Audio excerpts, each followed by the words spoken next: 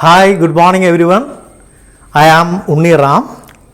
ഞാനിന്ന് നിങ്ങളുടെ മുന്നിൽ വന്നിരിക്കുന്നത് വളരെ ലളിതമായ ഒരു കാര്യവുമായിട്ടാണ്. എങ്ങനെ നമുക്ക് വേഗത്തിലും ലളിതമായും ഇംഗ്ലീഷ് ഭാഷ സംസാരിക്കാം എന്ന കാര്യവുമായിട്ടാണ് നിങ്ങളുടെ മുന്നിൽ വന്നിരിക്കുന്നത്. ഈ ചാനൽ കൊണ്ട് ഉദ്ദേശിക്കുന്നതും സാധാരണക്കാർക്ക് എങ്ങനെ ഇംഗ്ലീഷ് ഭാഷ നല്ല രീതിയിൽ സംസാരിക്കാൻ പഠിക്കാം എന്നത് തന്നെയാണ്. അതിൻ്റെ ആദ്യ പാഠം എന്ന രീതിയിൽ പ്രധാനമായിട്ടും ഇംഗ്ലീഷ് എന്ന് പറയുന്ന ഭാഷ രണ്ട് തരത്തിലുണ്ട്. രണ്ട് തരത്തിലുണ്ടെന്ന് പറയുമ്പോൾ നിങ്ങൾക്ക് സംശയം തോന്നിയേക്കാം. അതായത് രണ്ട് തരത്തിലെന്ന് പറഞ്ഞാൽ ഒന്ന് ബ്രിട്ടീഷ് ഇംഗ്ലീഷും മറ്റൊന്നെന്ന് പറയുന്നത് അമേരിക്കൻ ഇംഗ്ലീഷുമാണ്. നമ്മൾ പഠിക്കുന്നത് ബ്രിട്ടീഷ് ഇംഗ്ലീഷാണ്. അപ്പോൾ ഈ രണ്ടും തമ്മിലുള്ള വ്യത്യാസം എന്താണെന്ന് നിങ്ങളൊരു പക്ഷേ ചിന്തിച്ചേക്കാം. ബ്രിട്ടീഷ് ഇംഗ്ലീഷും അമേരിക്കൻ ഇംഗ്ലീഷും തമ്മിൽ അതിൻ്റെ ഉച്ചാരണത്തിൽ വ്യത്യാസമുണ്ട്, ഒപ്പം അതിൻ്റെ സ്പെല്ലിങ്ങിലും. അപ്പോൾ നമ്മൾ ആദ്യമായിട്ട് ഇവിടെ പറയാൻ ഉദ്ദേശിക്കുന്നത് ബ്രിട്ടീഷ് ഇംഗ്ലീഷാണ് നമ്മൾ പഠിക്കുന്നത്.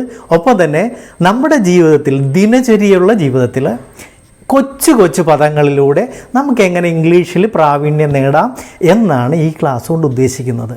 അതായത് ഒരു 200 വാക്ക്, അതായത് മിനിമം ഒരു 10ാം ക്ലാസ്സിന് താഴെ വരെ പോയിട്ടുള്ളവരാണെങ്കിൽ തന്നെയും ഒരു 200 ഇംഗ്ലീഷ് പദമെങ്കിലും പഠിച്ചിട്ടുണ്ടാകും. ഈ 200 ഇംഗ്ലീഷ് പദങ്ങൾ കൊണ്ട് നമുക്ക് എങ്ങനെ ഇംഗ്ലീഷ് സംസാരിക്കാം?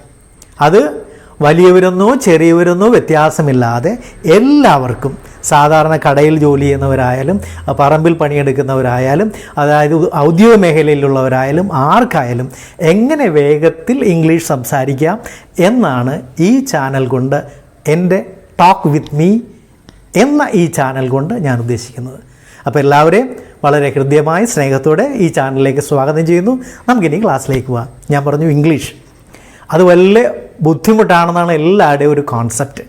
പക്ഷേ അങ്ങനെയല്ല. നമ്മൾ അതിലേക്ക് ചെന്ന് കഴിയുമ്പോൾ അതിൻ്റെ ലളിത വശങ്ങളിലൂടെ നമുക്കതിനെ വളരെ പ്രാവീണ്യത്തോടെ വളരെ നല്ല രീതിയിൽ ഷൈയില്ലാതെ സംസാരിക്കാൻ പറ്റും. അതിനാദ്യം വേണ്ടത്, ഒന്ന്, ഞാൻ പറഞ്ഞതുപോലെ യു ടോക്ക് വിത്ത് മീ, എന്നോടൊപ്പം സംസാരിക്കണം. സംസാരത്തിലൂടെയും കേൾക്കുന്നതിലൂടെയും മാത്രമേ നമുക്ക് ഏതൊരു ഭാഷയും സ്വായത്തമാക്കാൻ പറ്റുള്ളൂ. സോ ഇംഗ്ലീഷിൻ്റെ കാര്യത്തിലും നിങ്ങൾ എന്നോടൊപ്പം സംസാരിക്കാൻ തുടങ്ങുന്നു ഇന്ന് മുതൽ, ഈ സമയം മുതൽ. ഓക്കെ, ശരി. അപ്പോൾ ഇംഗ്ലീഷ് എന്ന് പറയുന്ന ഭാഷ നമ്മൾ ഇതേ സംസാരിക്കാൻ പോവുകയാണ്. ആദ്യമേ തന്നെ ദ ഫസ്റ്റ് ക്ലാസ് എന്ന രീതിയിൽ നമ്മൾ പഠിക്കാൻ പോകുന്നത്, ഇപ്പം ഞാൻ, നിങ്ങൾക്ക് ഇംഗ്ലീഷ് ഒന്നും അറിയില്ല എന്ന ധാരണയിലാണ് ഞാൻ ക്ലാസ് എടുക്കുന്നത്. നിങ്ങൾക്ക് ഇംഗ്ലീഷ് ഒന്നും അറിയില്ല. ഇപ്പോൾ ഞാൻ എന്ന പദത്തിന് എങ്ങനെയാണ് ഇംഗ്ലീഷിൽ പറയുക? നിങ്ങൾക്കറിയാം. ഞാൻ എന്ന് പറയുന്നതിൻ്റെ വേർഡ് എന്ന് പറയുന്നത് ഐ എന്ന പദമാണ്. ഇപ്പോൾ ഞാൻ ഉപയോഗിച്ച് നമ്മൾ ഒത്തിരി കാര്യങ്ങൾ നമ്മുടെ ദിനചര്യ ജീവിതത്തിൽ പറയേണ്ടതുണ്ട്.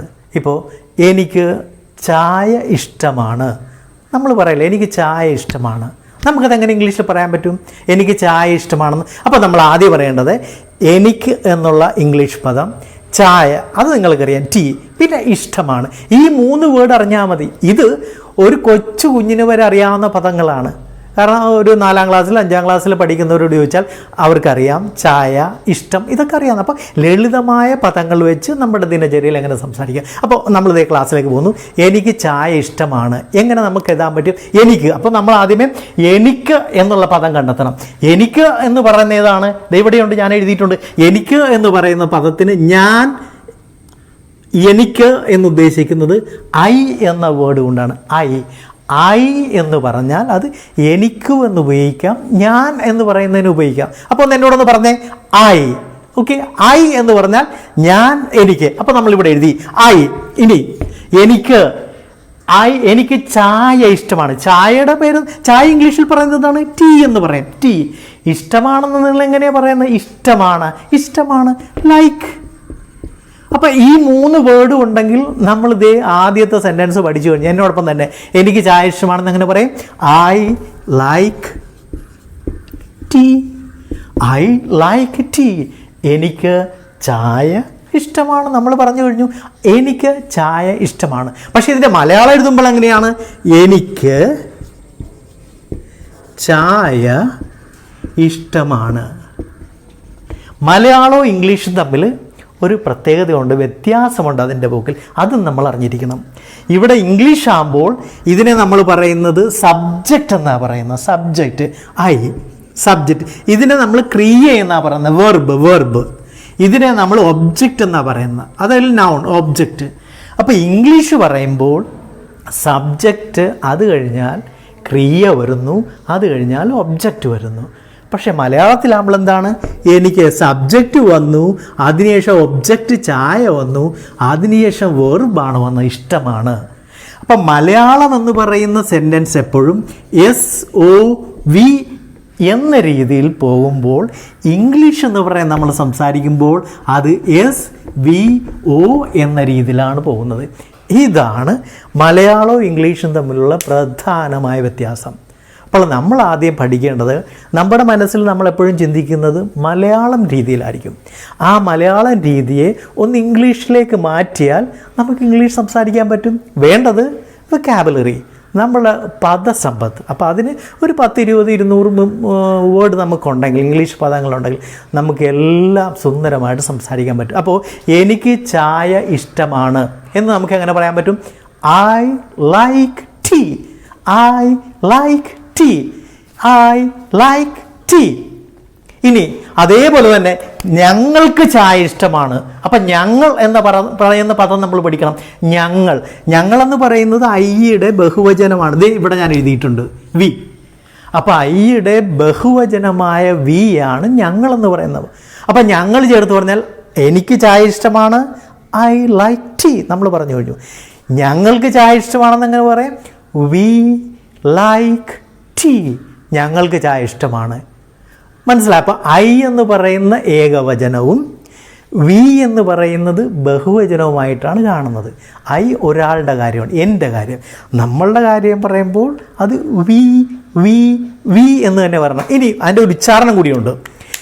ഒരു ഭാഷ പഠിക്കുമ്പോൾ അതിൻ്റെ ഉച്ചാരണം വളരെ പ്രധാനപ്പെട്ടതാണ്, ഫോണറ്റിക്സ്. അപ്പോൾ ഇംഗ്ലീഷ് പറയുമ്പോൾ W ചേർത്തുള്ള ഏത് പദം പറയുമ്പോഴും നമ്മൾ നമ്മുടെ ചുണ്ടിങ്ങനെ കൂട്ടിക്കൊണ്ടു വന്നിട്ട് അങ്ങോട്ടും ഇങ്ങോട്ടും സ്പ്ലിറ്റ് ചെയ്യണം. ഇപ്പോൾ Wയുടെ കാര്യത്തിലാണെങ്കിൽ വി എന്ന് പറയുമ്പോൾ നമ്മുടെ ചുണ്ടിങ്ങനെ കൂടി വന്നിട്ട് അത് അങ്ങോട്ട് വിടർത്തിയാൽ മതി. See, look here. We, what, where, when, which, why, words, walk, എല്ലാത്തിനും നമ്മളെങ്ങനെയാണ് പറയുന്നത്? ഇങ്ങനെ. അല്ലാതെ നമ്മുടെ മേളിലെ പല്ല് വന്ന് താഴത്തെ ചുണ്ടിൽ മുട്ടേണ്ട കാര്യമില്ല. നമ്മൾ പറയുന്നത് എപ്പോഴും എങ്ങനെയാണ്? Was, where, when, which. That is wrong. അത് തെറ്റാണ്.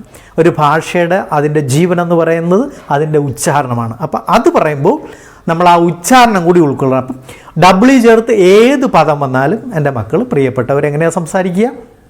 വി. പല്ല് താഴെ ഒന്നും മുട്ടുന്നില്ല.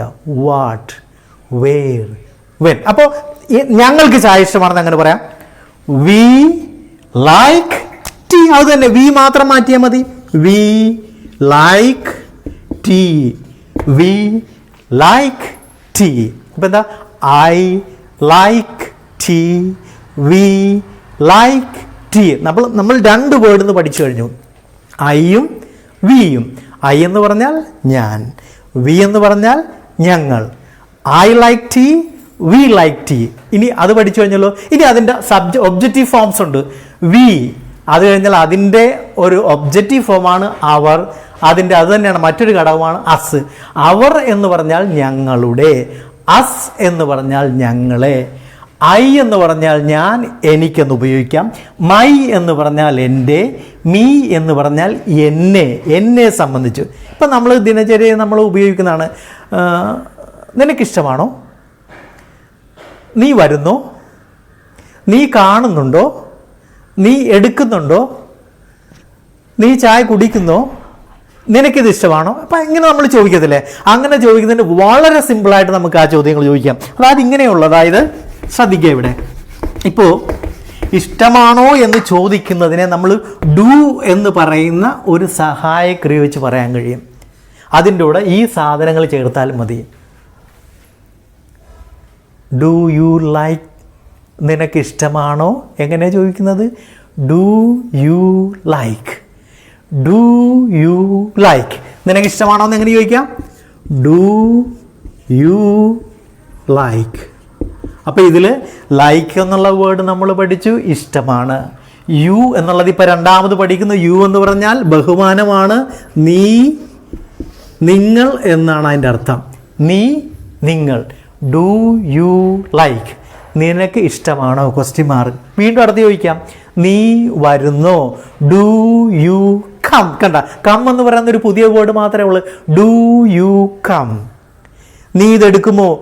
നീ ഇതെടുക്കുന്നോ? Do you take this. ഇത്, നീ ഇതെടുക്കുന്നോ?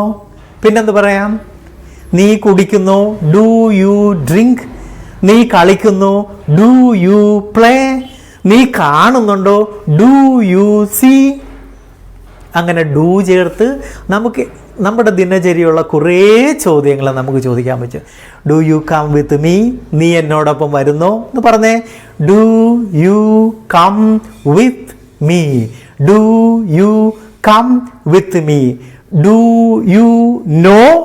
നിനക്കറിയാമോ എന്നെങ്ങനെ ചോദിക്കാം? Do you know. കണ്ടോ? ഡു യു നോ, നിനക്കറിയാമോ?